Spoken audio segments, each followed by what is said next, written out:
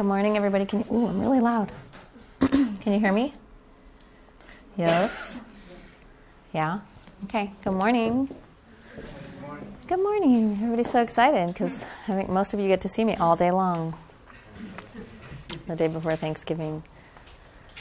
All right. Everybody looking forward to a happy Thanksgiving? Good. Except that we have to get through today. Me too. We have some very special guests here today, so if you hear a little bit of wiggling, that's definitely my fault. School is closed all week, and the 7 a.m. solution was a little difficult this morning, so hopefully they will behave themselves really well in their own corners of the room while we talk about the endocrine system. All right, I'm trying to think if there's any announcements, general announcements. Not really. I want you to have a happy Thanksgiving, but you kind of just have to start studying for your final. Okay. I want to make sure that that's just out there. You should start doing that. Okay, we'll talk about it a little more next week. I'll work on the topic list this weekend, not that it's much of a vacation weekend for me, so that's out next week. We got to finish with the digestive system, and then your final is Monday at noon, the following Monday at noon. So you got to start studying. It's a good time to start studying. Nice long weekend. Yeah. How much, I don't know, maybe it's like one question, but how much do we expect to have, like, for material for the whole, for the whole? You should expect that this third portion, you will see effectively on your final a third midterm, right? So that, like the length of one of your midterms is going to be there on this most recent material. And then on top of that, you will have a cumulative part of the exam. Does that make sense? I mean, I have 3 hours. But it's not to push you to the 3 hours. It's so that I have enough time to give you that third midterm and then do a cumulative portion of the test. How long is that cumulative portion of the test? It certainly can't be any longer than a midterm. And of course, it'll be on the first 2 sections, so it won't be a full midterm. Do you see what I'm saying? Yeah. Worth. Yeah. And then the style of questions, I got to think about that a little bit. Sometimes I do straight multiple choice for cumulative parts. Sometimes it's some combination of different styles. I'll talk probably a little bit more about it next week. Mm-hmm. Okay, any other questions? No? Okay, so how are we going to finish the overview of the endocrine system? Remember that I'm calling this an overview because we're really skipping the functional effects, mechanisms of action of a lot of hormones that we've already discussed within the organ systems that they function in. We bring some of them up, but really in this overview we're talking about ones that regulate usually many effector cells. Today we will talk about cortisol. We'll talk about its general physiological functions, as it is a critical hormone required for life. Without it, you don't survive. Then we'll bring up the actions of cortisol during the stress response, and we'll talk a little bit about how other hormones play a role in stress, but we'll talk about the stress response on the endocrine level and a few disorders of cortisol. We'll talk about growth in general. We'll talk about it mostly in terms of bone growth and the actions of growth hormone and insulin-like growth factor. Thank you. And then we'll talk about calcium homeostasis throughout the body and how that's regulated through multiple effector sites hormonally. Okay? Those are all the things we want to get through today. And then a few issues here too, clinical issues in calcium homeostasis, regulation of calcium homeostasis. So these sections of the chapter in your book start off, what happened? Start off talking about stress and the endocrine response to stress, because it's a pretty big response. A lot of the physiological effects of stress are mediated by the actions of hormones in the body in response to stress. What stress means from the biological perspective, we're kind of used to talking about it, even in here, as like a physical threat, right?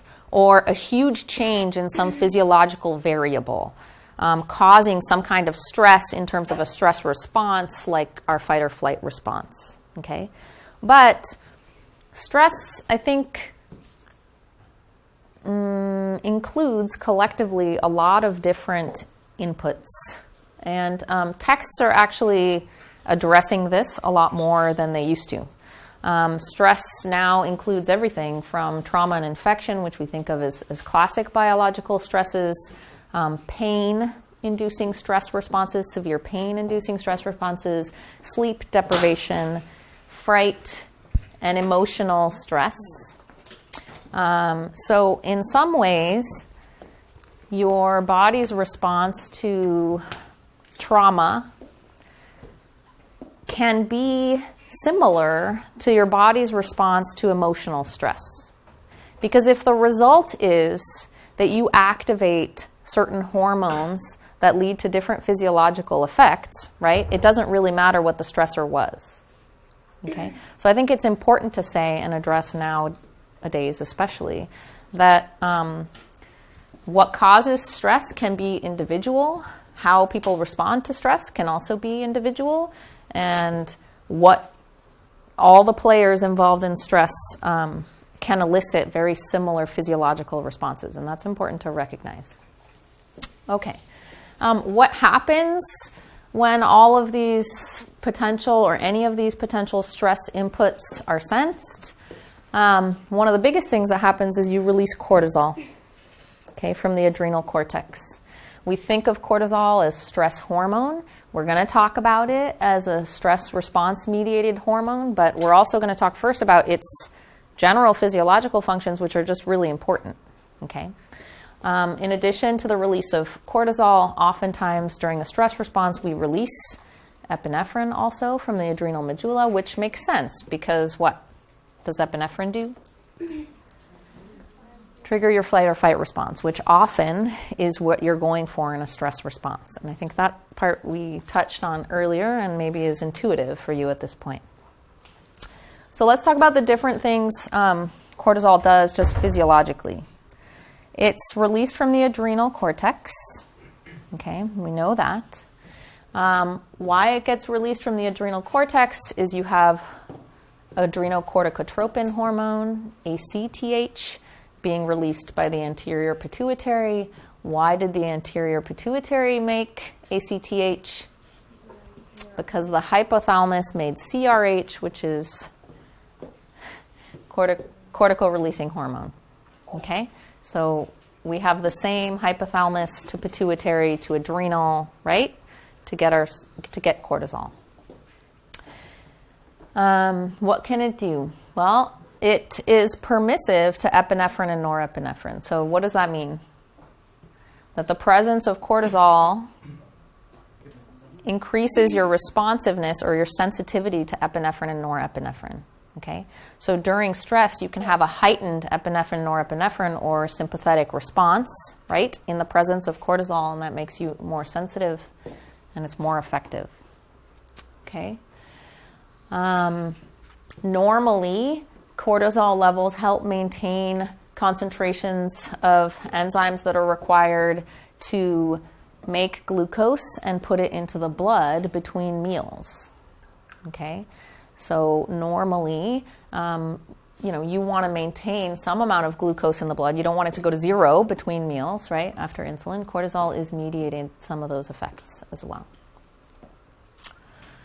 So those ones kind of go together. Cortisol puts a check on the immune system. Okay? Most of you probably know that glucocorticoids or steroids in general have really potent anti-inflammatory effects. Your book talks about this a lot. We've talked about it before. Okay? It's helping ensure that your immune system under normal conditions is not overreacting to a particular potential infection or presence of a bacteria or anything else. It's used very commonly as an anti-inflammatory or immune suppressive drug for many reasons. Okay.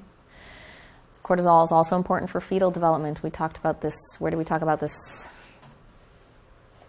The maturation of lung tissue in the fetus and the production of surfactant. Remember that we talked about premature babies And if we know babies are going to be super premature, the administration of cortisol to the mother can help mature the lungs so that it can speed up the production of surfactant on its own, postnatally if it's going to be born really early. So cortisol has lots of functions throughout the body on lots of different cell types, tissue types, and systems. Okay, it is critical. You must have cortisol. Let's talk about the stress response. What is cortisol doing for you during stress? Most of this makes sense. So putting together with the first slide, that CRH to ACTH to cortisol release pathway can be stimulated by lots of sensory or physical inputs, trauma, infection, emotional stress, fear, etc. Okay? All of those things pose on a biological level like a physiological threat or a threat to the maintenance of homeostasis, like you're starving, right? What's your body going to do in order to survive that experience, right? Or you have an infection, yeah? Does that make sense? Okay. So overall, let's just focus here for a second. What is cortisol capable of doing during stress? Okay, you increase the amount of cortisol, first of all, through that pathway. Okay. Overall, you have lots of effect on energy metabolism. Okay. You can read those really carefully, but the point is, if you're stressed and you have a physiological threat, maybe it's fear. Okay. If you think of it in terms of a fight or flight response, you need to mobilize all your energy sources and put them where? Get them out of stored triglycerides, right? Get them out of stored glycogen and put those energy sources where? Into the bloodstream. Okay? So overall, it increases the blood concentrations of energy sources. Okay? Through these mechanisms. Okay? Gluconeogenesis, protein catabolism. Okay? Maintaining plasma glucose concentrations, which is a normal effect of cortisol, yeah. And stimulation of triglyceride catabolism, all to put more energy into the bloodstream. Okay. We talked about its permissive actions with epinephrine and norepinephrine. This also helps enhance vascular reactivity because of the effects of epinephrine and norepinephrine on the vascular system. Cortisol also plays a role in inhibiting non-essential functions during a stress response. Okay, so it has a negative effect, for example, on estrogen and testosterone. Like, you don't need to deal with your reproductive system during stress response, yeah? You don't necessarily need to deal with that scratch on your skin during a stress response. So it also inhibits the immune system, okay? Under normal conditions, during a transient or temporary stress response, inhibiting these things is not such a big deal. Yeah? But chronic stress can be a problem. Yeah? So that's why I brought up the different triggers of the stress response, and that is that it's pretty well known nowadays that we are having lots of disorders that are a result of chronic stress on the system. High levels of chronic cortisol levels in the blood, and really that can down your immune system and make you more susceptible to infection, to disease, and some people say even to cancers. Okay? It can worsen diabetes. Tell me why. Yeah, if the actions of high levels of cortisol are to put more glucose in the blood, we have high levels of glucose being mobilized in the bloodstream all the time. Okay, so it can definitely make that worse. Okay, there are other hormones that are released during stress. Okay, oftentimes beta endorphins get co-released with ACTH from the anterior pituitary. Remember what beta endorphins do? They dampen pain. Okay, they help dampen the sensation of pain. Vasopressin does what? Helps you keep water. Okay, you can think of some of those things, right? And then we know that we have a tight coordination between epinephrine, norepinephrine, and cortisol that we just talked about that also stimulates a sympathetic response during stress by epinephrine and norepinephrine. Okay, so cortisol is really important basically, physiologically. During stress, it can be increased, levels of cortisol can be increased. And what that does is take the normal functions of cortisol that we saw before and really push them a lot harder. Okay? And that makes sense. Okay? And it makes sense to also be stimulating the sympathetic nervous system as well. Chronic stress, though, is a problem because then you have chronic mobilization of these physiological responses in the presence of cortisol. Okay, what happens if you don't have cortisol or if you have too little cortisol? So we get to talk about something called adrenal insufficiency. Okay? This is a generic term because we're going to label some diseases as we talk about this, but adrenal insufficiency are when you have low levels of cortisol.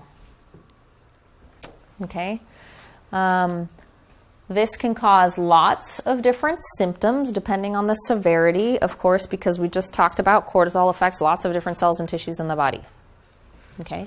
So what can happen? Weakness, lethargy, fatigue, loss of appetite, loss of weight, low blood pressure. Okay? That should make sense in terms of the vasoconstrictive effects of epinephrine and norepinephrine that we talked about on the last slide. Okay, blood sugar issues, etc. Why would you have adrenal insufficiency and too little cortisol? Why might that happen? Anybody guessing? Yeah, so we're going to talk about something called primary adrenal insufficiency, and that's called Addison's disease, and it can have multiple causes. Okay? No matter what, primary is referring to the fact that the adrenal insufficiency is a result of something being wrong with the adrenal gland itself. Yeah? Okay. So we're having loss of function of the cells in the adrenal cortex that are responsible for secreting cortisol. Why? There are infectious diseases like tuberculosis that can eventually infiltrate the adrenal gland and destroy those adrenal cortex cells that release cortisol, and so you have low cortisol levels. That's pretty rare. Okay? You can also have invasive tumors that destroy the tissue of the adrenal cortex and then also decrease cortisol activity. That's also pretty rare. Okay? Most of the time, you're not going to be surprised anymore when I start talking about autoimmune disorders again. You may have an autoimmune disorder that's allowing your immune system to attack and destroy or recognize the adrenal cortex cells as foreign, destroying them and thus decreasing the levels of cortisol. Okay, so one thing I want to talk about in terms of this autoimmune disease.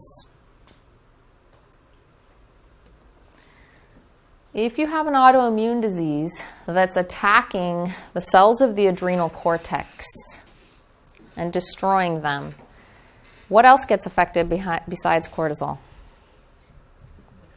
We talked about those layers of the adrenal cortex and the different hormones that are getting secreted there on Monday, yeah? So what else would be affected if basically assume we get rid of the adrenal cortex? Aldosterone. Okay? So one issue, if you are having decreased or adrenal insufficiency because of an autoimmune attack on the cortex of the adrenal glands, is not only are you going to lose cortisol, but you're going to lose aldosterone. Okay? If you lose that aldosterone, you have an additional issue, right? You have an issue regulating sodium and water balance in the body because of what we've talked about in the renal system. Yes? Okay. This really magnifies what is called Addison's disease. Okay, so Addison's disease is primary adrenal insufficiency that's caused by any one of these factors, and it does include then, most of the time in this case, decreased aldosterone. Okay, that's going to cause hypotension issues. Yeah? Okay. If there is primary adrenal insufficiency, there's probably what? Secondary adrenal insufficiency. So what would that be? So that would be an issue not with the adrenal gland itself, right? Because that's how we defined primary.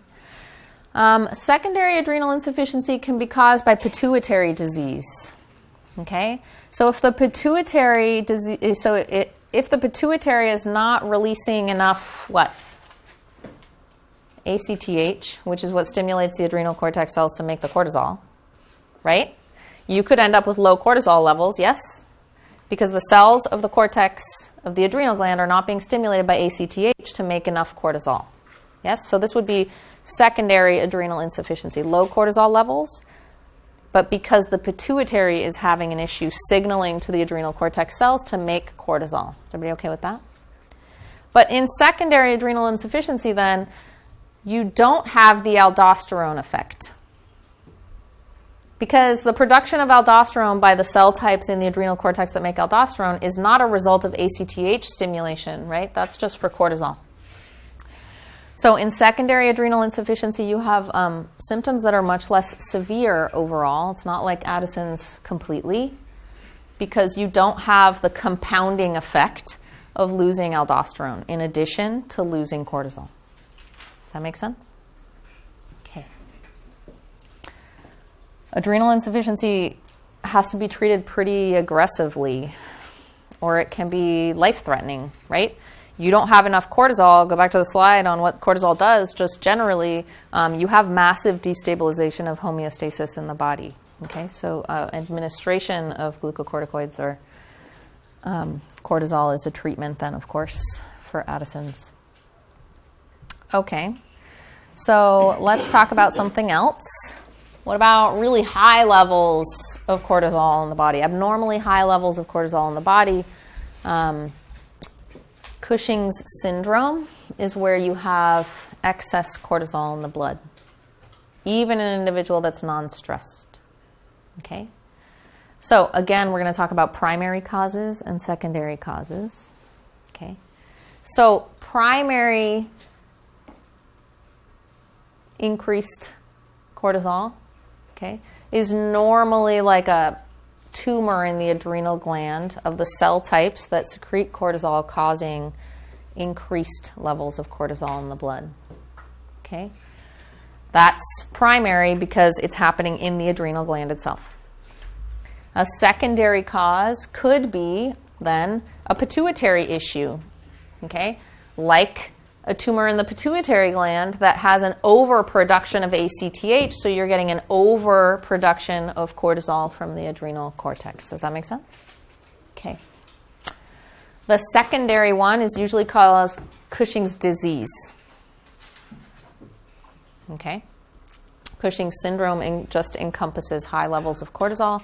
Cushing's disease, the secondary one, increased cortisol produces or promotes uncontrolled catabolism of bone, muscle, skin, and other organs. And it just means, your tissues start deteriorating a little bit because you're breaking down so much protein. Okay? You're not getting negative feedback on the pituitary to stop making ACTH in that case, right? If you're just making a whole bunch of cortisol, okay, you'll have feedback onto the pituitary and the hypothalamus to start downing, right, the hormones that are stimulating the release of that cortisol. Here, we have the pituitary being insensitive to that negative feedback. It's just going to keep churning out ACTH. You keep making lots of cortisol, and that has very severe effects. Okay. Overall, Cushing's syndrome can lead to osteoporosis. Okay, blood sugar issues, redistribution of fat. These are mobilization of energy sources, right? And catabolism of bone, muscle, skin, and other organs, because in high levels of cortisol, your body is trying to take stored energy and put it in the blood. Okay, but that's weakening a lot of your tissues. Okay, you can get muscle weakness, obviously immunosuppression, severe immunosuppression, because you have very high levels of cortisol, and hypertension. You're increasing that sympathetic response. How do you treat this? If it's mostly tumors that are giving rise to this, whether it's in the pituitary or in the adrenal gland, This is usually surgical removal of tumors or the entire adrenal, and then supplementing with cortisol. Yeah? Okay. How's everybody feeling about cortisol in the adrenal glands? Okay? Yeah? Does it do anything to insulin levels? Yeah, they do feed back on each other. Kind of has, well, we'll talk a little bit about that also with growth hormone too. Yeah. So let's move from stress response and cortisol to growth. Hormones that influence and regulate growth. Okay? All right. Okay. Lots of hormones play a role in growth and development. Your book has this really nice table. Several of them are critical. That would be growth hormone, insulin, thyroid hormone, both testosterone, estrogen, and cortisol. And we're sort of going to come back and talk about each one of these as we go through. Okay? There are also environmental factors that contribute to growth, and I don't want to ignore them. We're going to talk about some endocrine factors like growth hormone and IGF-1 is where we're really going to focus. Okay, and we're going to focus particularly on the lengthening of long bones in the body. But of course, nutrients are going to play a really big role in growth and development, and those are considered environmental factors. Okay. Okay. So let's talk about, when we talk about growth, we're really going to zoom in on the growth of long bones. Okay. Long bones in the body would be like the humerus, the long bones of the arm, and the long bones of the leg, the femur. So we got to look at bone for a second and look at its anatomy. Okay. When we look at a long bone, we have some parts that I'm just going to define really quick, even though we don't do the skeletal system in here. We have the shaft of a long bone, and we have on both ends what you normally think of as like the heads of long bones or the epiphyses. Okay? If you cut a bone open or slice it in half, you can see what's called spongy bone on the inside of a long bone, and on the outside is what's called compact bone. Okay? In the epiphyses of long bones, there's something called an epiphyseal growth plate. Here you have high levels of chondrocyte and osteocyte activity. Okay? Those are the two cell types that give rise to cartilage. And if you know anything about bone development, you know that first you lay down some cartilage, and then over that cartilage you lay down bone, and it calcifies. So in these epiphyses, you have high levels of mitogenic or cellular proliferation activity of those chondrocytes. And as they grow, they lay down cartilage around them, okay? Or as they divide, those cells divide. And that pushes or lays down more tissue to lengthen the bone, and then over time that calcifies into bone. And that's how you lengthen the bones from the ends. Okay? Okay. All right. So that's kind of what I explained. Somewhere after adolescence, those growth plates stop growing. Okay? They close on some level. There's a lot of endocrine influence in the closure of those growth plates.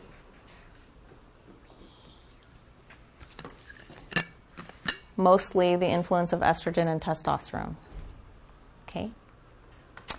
And we'll come back to that. Okay, so what is influencing especially these growth plates in long bones? Mostly growth hormone and another hormone called IGF-1, insulin-like growth factor 1. So let's talk about those for a second. Except that I'm going to pause you for a moment while I rein in this child. You have to find something to do because this is inappropriate. Okay, you need to go sit still and do your Kindle. Okay. All right. Here we go.